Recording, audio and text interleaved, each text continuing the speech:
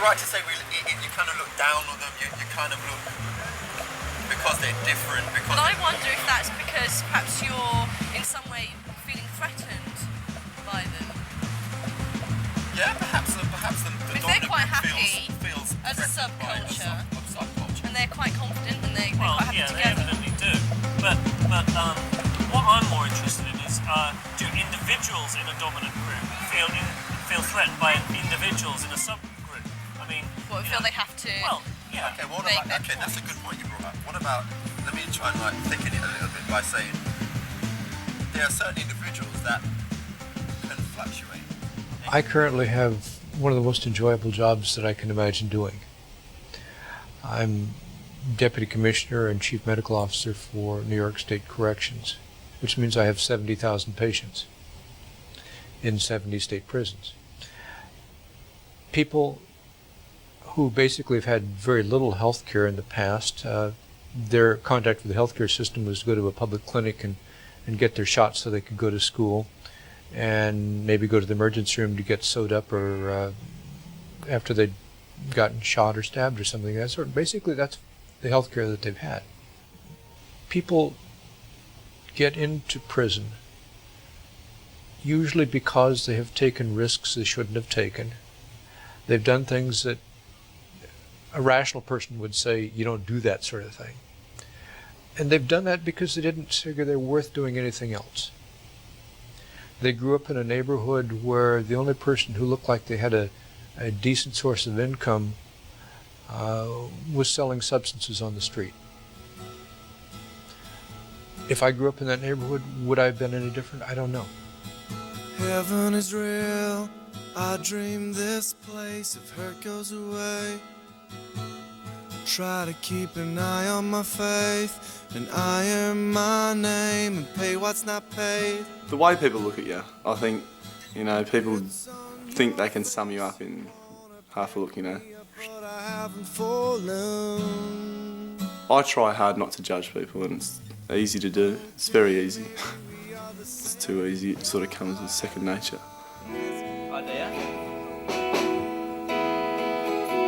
Are we going to do it differently though, in some way? There's so many people that just go by, that we don't recognise, don't want to recognise because they're not wearing the cool clothes or their skin's too pale. It's on your face, you wanna pick me up, but I haven't fallen. If anything, this song for me has made me a more open-minded person about people.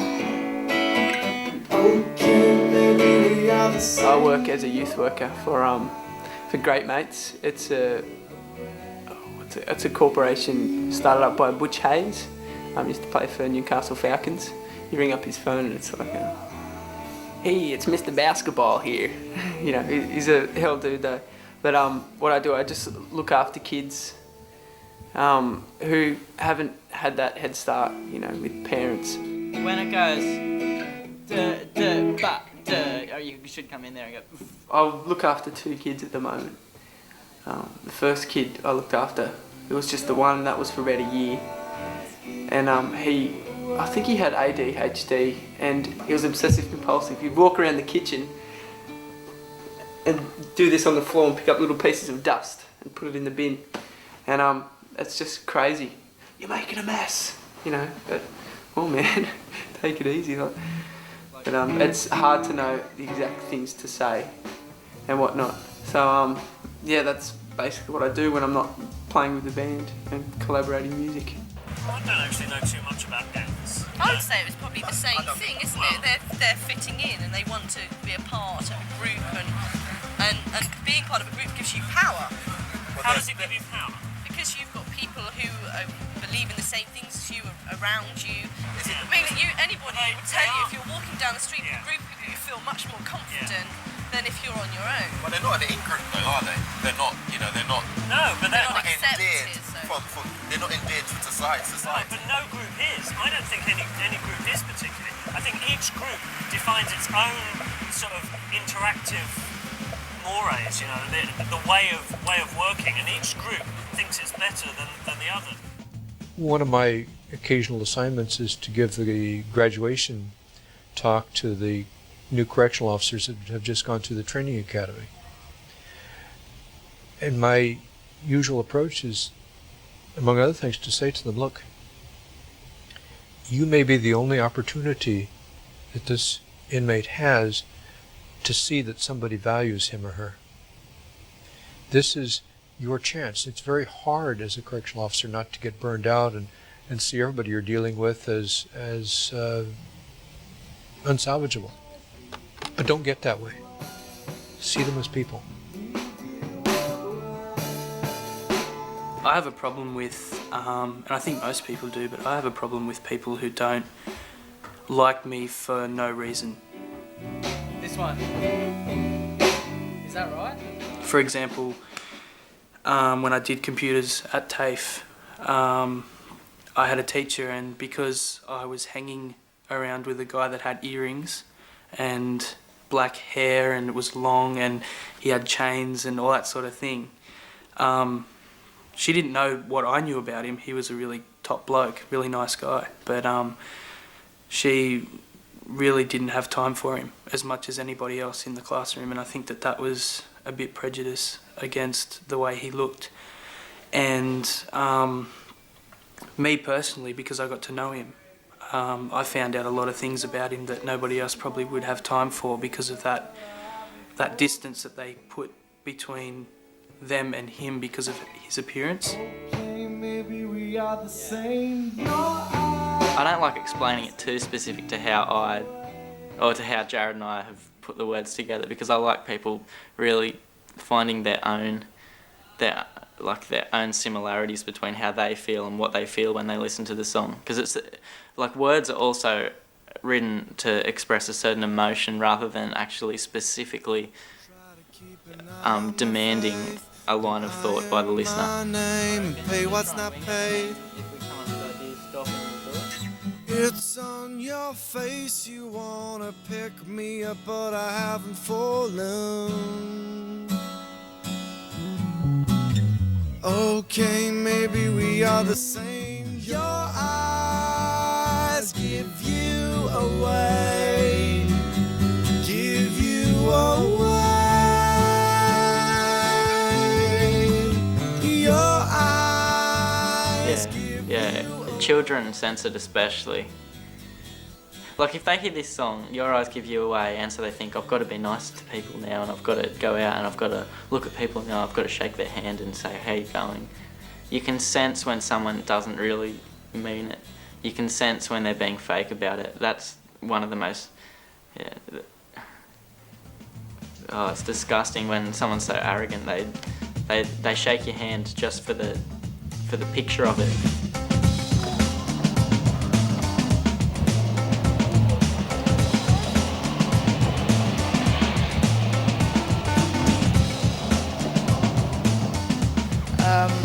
So if you read your average black magazine like Ebony or whatever, and you look at the adverts, they're mostly about making your hair straight or making your skin paler, or in other words, Michael Jackson. making yourself look a bit more like the ideal, which is supposed to be white appearance, etc. As far as intellectual achievements are concerned, there was a time when it was thought that if you were black, you were necessarily a bit stupid. I read in a history book from it was written in 1952 or 3. There was a little just a history book about black people and white people, and it kind of made me, I really felt it was kind of racist. And then I went and I got a biology book from the same year, 52, 53. And there was a little, I have to show that it's very interesting, had a little article written by a kind of big doctor, scientist, saying that, yes, it's true, it has been scientifically proved that black people are Intellectually inferior. That book was written in France in 1952. Yeah. It's a biology book. Yeah, sure. Now, you imagine a whole generation of people brought up to believe that, both the whites reading it, but also there would have been black kids in the French dependencies or whatever, would have been brought up in that kind of context. The racial issues are crucial. Of course, we're fortunate in Southern California. We come from a community that is completely blended. You've got to learn Spanish if you're going to live in Southern California in the next 5 years. We all know that. 54% of the population is Hispanic. We have a huge influx of immigrants in California. We don't sense the same kinds of racial prejudice that some other parts who have historically had real dividing lines between the races. We have our own kinds of prejudice here. It's intellectual and financial and all those things, which makes prejudice just as real, but it's in a whole different context.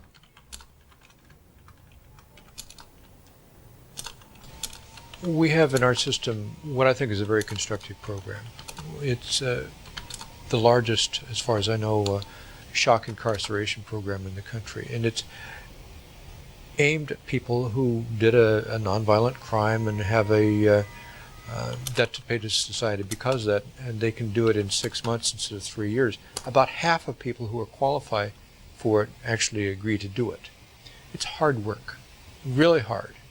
They're up with dawn, they're out there running their several miles in the morning, doing their calisthenics just like they're in military boot camp.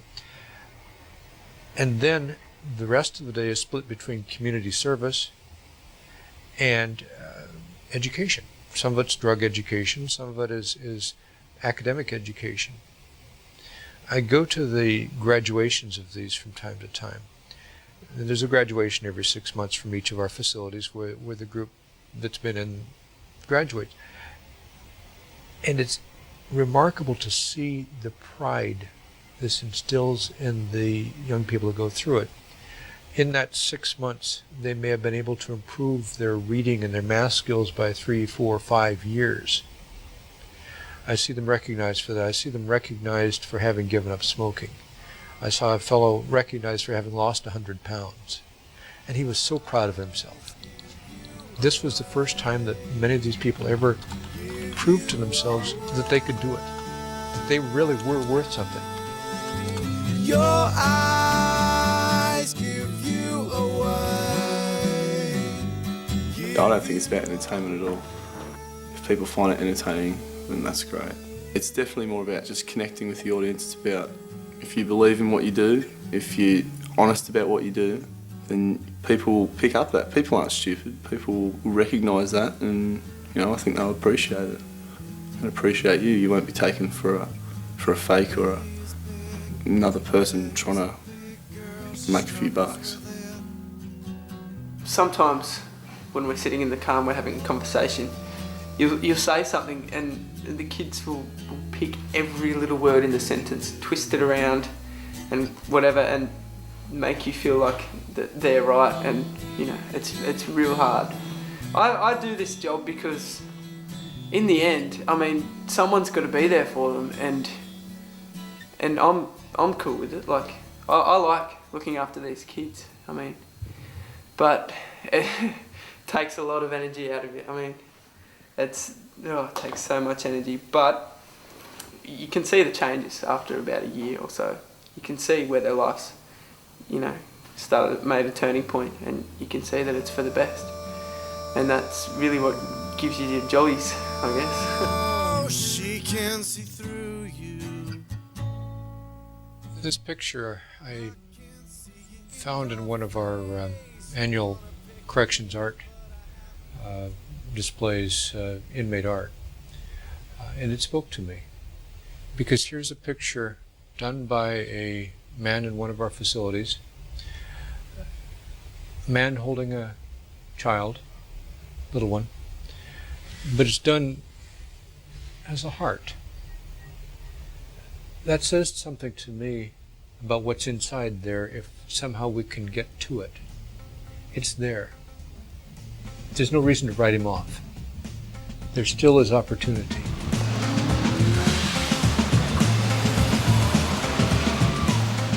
There are certain individuals that can fluctuate. They can be members of a dominant group, Right. and members of a sub-group, and feel comfortable. Right. Whereas there are individuals in a dominant group who can't. Right. And can't accept anyone else Right. either. Right. I think if you can be part of many different groups of people, then I think you have a greater understanding of those people and a greater understanding of how they think and how they work. Yeah, I mean, there's nothing wrong with having subgroups. I mean, Opportunity, financial prejudice events itself in opportunity. If you come from a home that's poor, you don't get the educational opportunity. You learn to read. You don't visit museums. All those things that round you out as a person, make you interested in learning more. Education is power in some ways. So minority groups want their students to learn and be educated, but they don't have the funds to do it. And so economy and financial issues really are a prejudicial issue that permeates culture right to its very roots. There's heaps of factors to why someone can be rejected. There can be a reason, or there can be no reason, and I get angry at people who constantly make invalid rejections every day. And I mean, we all do it, but you know, I think that the world would be a lot better place if everybody concentrated on not like trying to find valid reasons for rejection. Like there's sometimes you can take rejection in the right context, and it can be a valid rejection. What I like to do myself, and what I've been thinking about lately a lot with the band as well. If we or I get rejected, I kind of like to use it and turn it around as being an inspiration to work harder. I think that rejection is only a temporary thing. Okay, maybe we are the same. Okay, maybe we are the same. Okay, mate, because everybody is the same, and the problem is we look at different people and we say, you are lower class, you are this, you are that, and we don't treat them with dignity. We don't. I mean, then you go back to the chorus and it's your eyes give you away, because you don't even look at these people. You don't even. You walk.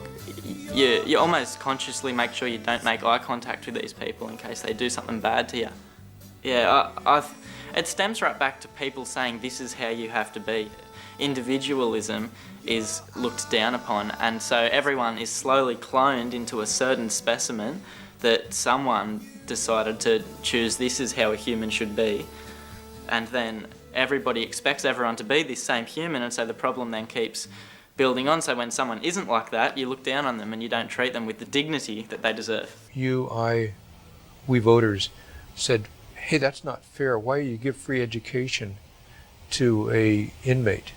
My kids have to pay for it. I have to pay to send my kids to college. Hey, folks, this isn't giving them something. This is an investment in society's future and their future. Somehow we've got to get beyond what's in it for me to what's in it for society as a whole. What do we care about? How can we help individuals to make a difference?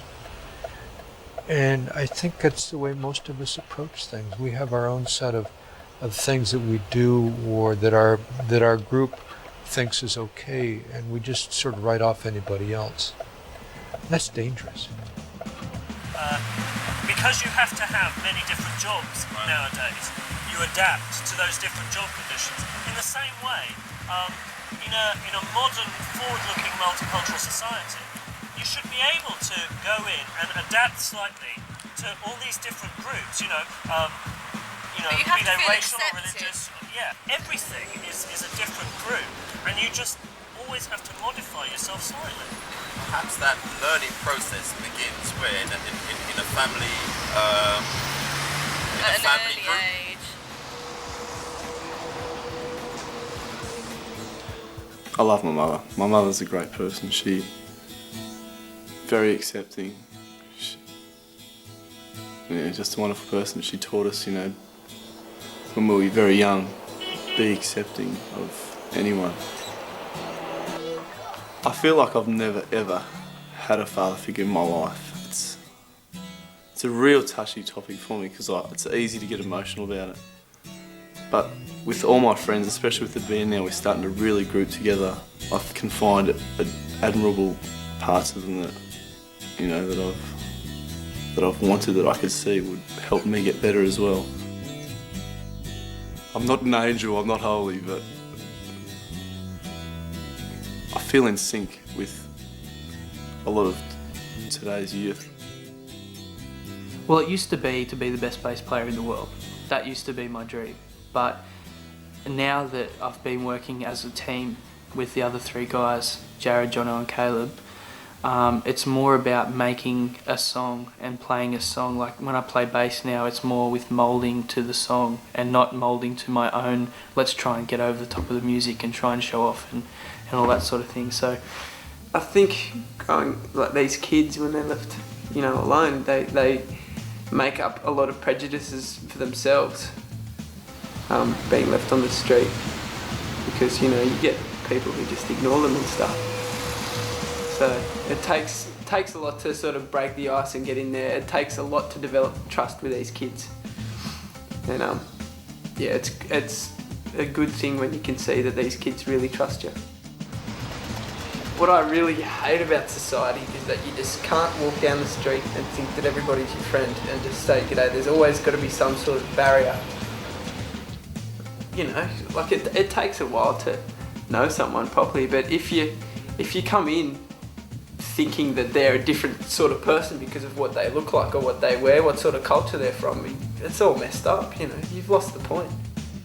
I guess that's the problem with our society, is that there is no time to give anyone else now, and so you think that, I don't know, maybe that is a bad view to have, that you should only have your close friends, but you can't have time for everyone either, so maybe the attitude is just to try and love everyone. But finding self-contentment, I mean, that's the whole quest of life. So it's not like you can just say, here's how you find it. You know, I can't imagine if you didn't have the right trainers, that was it. You know, there had to be other things. This is an informal group. It's not rigid. It's not fenced in. You know, it's not to be a part of this group. You must have the lenses trainers. But you see, it is an ingredient to belong to that group. Having brand names now, especially sporting brands like Adidas and Reebok and all the rest of the Nike, that's very, very important.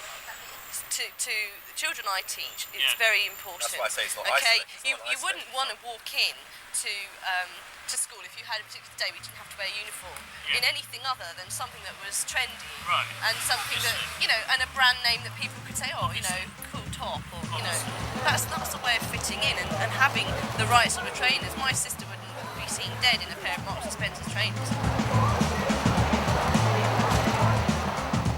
I mean, I guess it would stem from people wanting other people to be like themselves. I guess that's a natural desire to feel comfortable around other people. I mean, courage is what it does take to keep your mind focused on not being selfish. If you're from a family with 9 kids and you live down in the city and you barely can get milk and food on the table every week, you probably aren't going to have the luxury of going to a museum and looking at great pieces of art or going to the symphony and hearing good music, all of which gives you a perspective on the world that makes you feel a little more a part of a greater world. And so that becomes an issue as well. So prejudice is way more than just racial, and everybody feels it in some way or another. We decided when we moved to New York 6.5 years ago that if we were going to come here, we were going to live in the city and we were going to take full advantage of it. We have a lot of friends. Friends that are divorced, friends that are gay, friends that are physicians, friends that are don't have jobs. They're friends. We have a lot of good times sitting around our table. Friday nights, Saturday nights, doesn't matter. That tends to be when we have the time to be able to do it. We have some wonderful discussions. People who probably have never had a chance to discuss things before. They're people. I can't tell whether somebody is gay or straight by talking to them. They're people. I can't tell a lot of other things, and I really don't care. I just like them as people and be able to put them together and share, because I grow out of it and they do too. and I like positive lyrics. I want someone to listen to a CD and go, yes, that makes sense, and not, I want to kill myself. It's easier to say what I don't like to find in others than what it is to say what I like to find. No, I'd like to just, I don't know, just to say hello to people, have a chat to whoever I want, you know, blah blah blah. Not about the word, not about small talk. I hate small talk. I want to be a part of something that creates music that is inspirational. I want that difference to be inspirational difference. When someone listens to a CD, they will go, I feel inspired. Like, I think to myself, what's going to happen when I quit this job and move on to being full-time musician? I mean, you know, am I going to see these kids again? And I think yes, because the kids, you know, they need someone. And I just hope that, you know, everyone has someone like that in their life. When I meet someone, to know that I respect them, that I would love to hear their story. Being yourself, being comfortable with your faults, being comfortable with your achievements, and if I can, you know, just put a piece of my puzzle into their life and help them, you know, create a broader picture for themselves, and you know, that would be the ultimate. This sort of brand thing, surely that goes against the individualism that you're talking about. Is it like you're individual to a certain age and then you suddenly become individual? But it matters more who you are and discovering who you are. And that happens at later stages with people. Sometimes it happens early on in your life, sometimes with other people it happens a lot later. But adults do feel the need to belong to all these groups, just like, just down the road there is you Night go down Town. the gym, they've all got the kit on. Yeah.